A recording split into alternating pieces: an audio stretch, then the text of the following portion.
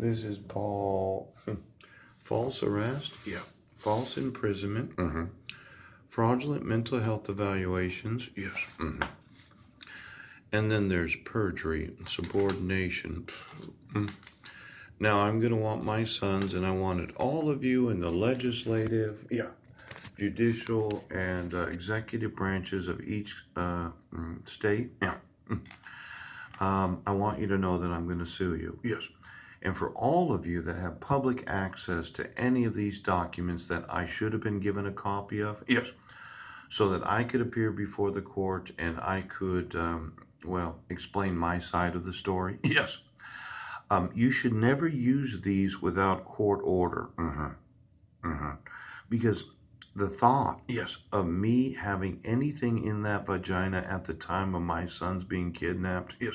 not plausible. No, it's not. So I'm going to want to know all of you that have public access to it. Yes.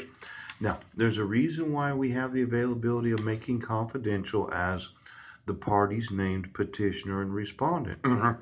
Sometimes when we have these different tests that we do, there are certain things we don't want you to know as law enforcement. Yes. And if you think I'm being a little too pornographic for your taste, Yes. you just give me a copy of everything that's been sealed and let me see what it says.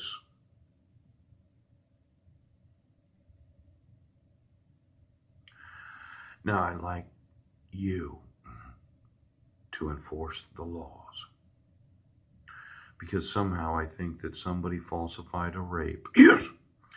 And just so you know, there are multiple ways to get semen into a vagina without having to have sexual intercourse. Yes. Multiple ways. Yes. Now, I once mentioned this genetic children. Yeah. So it doesn't mean that she had sexual intercourse with another man. Yes. She could have done multiple things to make it look like that she had to run back to Clallam County. Yes. To have a medical examination from a doctor that we had known. Yes.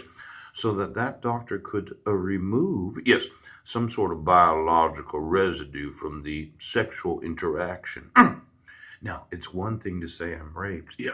It's another thing to say I had sex with another man. Yes. And then there's another thing called keeping. Right.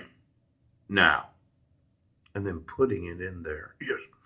Just hours before you have your medical examination. Right now.